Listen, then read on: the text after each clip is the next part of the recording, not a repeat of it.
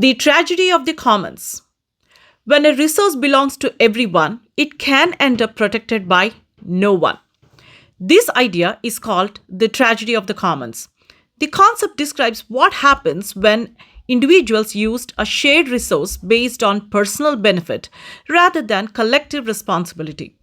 The term was popularized in 1968 by ecologist Garrett Hardin, who described a simple example. Imagine a common grazing field shared by many herders. Each herder benefits by adding one more animal to graze. But if every herder keeps adding more animals, the pasture becomes overgrazed and eventually destroyed.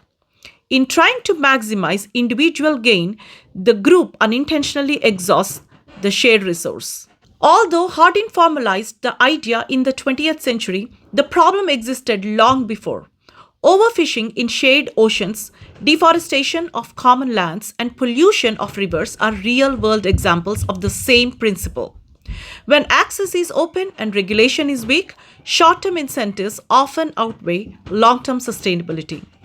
The tragedy is not about selfishness alone, it is about incentives. Each person's rational decision can collectively produce irrational outcomes. This concept has become increasingly important in the modern world. Today, the commons include not only land and water, but also the atmosphere, biodiversity, and even digital spaces.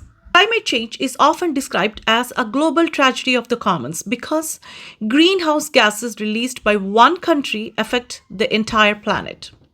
The significance for the future is clear. Without cooperation, regulation, or shared ethical responsibility, common resources can collapse. However, research has also shown that communities can successfully manage shared resources when clear rules, accountability, and collective agreements are in place. The tragedy of the commons is not a prediction of the inevitable failure. It is a warning. It reminds us that sustainability depends on balancing individual freedom with collective responsibility.